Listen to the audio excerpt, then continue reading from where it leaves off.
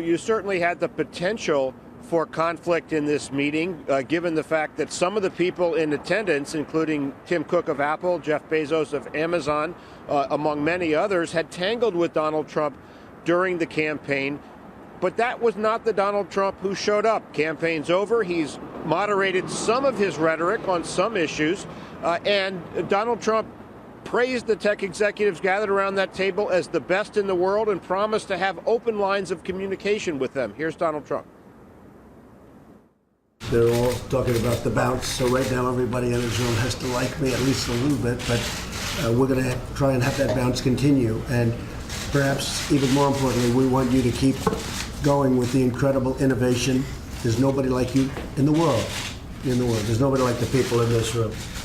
And anything we can do to help this go along, and we're going to be there for you. And you'll call my people, you'll call me. It doesn't make any difference. We have no formal chain of command around here.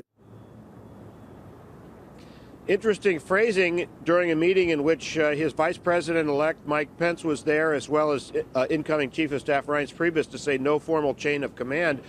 He also had 3 of his children in attendance, as well as his son-in-law, Jared Kushner. That's going to fuel the questions that are raised about the mingling of business and government. But overall, this was a conciliatory meeting on trade.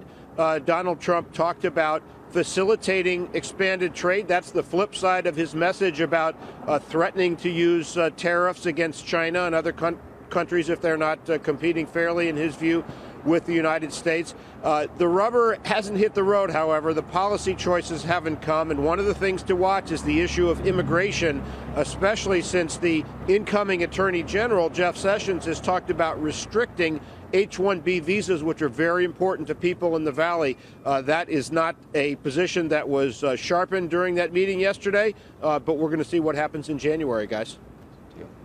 So I think what he meant, John, about no formal chain of command is that you can call me.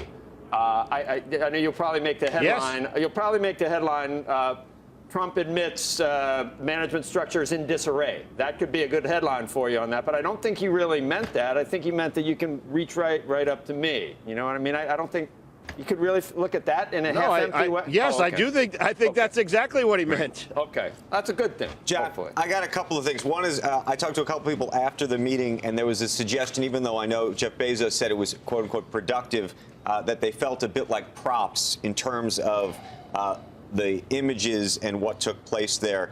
That the meeting necessarily was not necessarily substantive and didn't have to happen the way it did. That it was more theater than a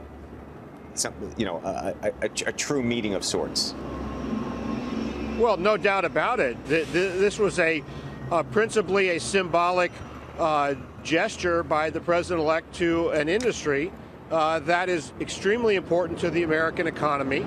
And again, as we discussed before, Donald Trump said in a rally the other day when some people in the crowd started saying, lock her up about Hillary Clinton, he said, well, that was good for us in the campaign, but we don't really care about that so much now. I think Donald Trump's attitude for the moment, he has said he's a counterpuncher, and so you notice that these companies did not say much coming out of that meeting, and I think there's a reason. They're trying to keep their head down, even John, as they believe, as you indicate. John, we got to run. My friend Mike Isaac had a great tweet yesterday. He wrote, unless they have questions on how to fix iTunes syncing problems, I don't understand why Trump's kids are in the room. And I found those images about as, I don't understand what's going on with that. We have to have a longer conversation about that.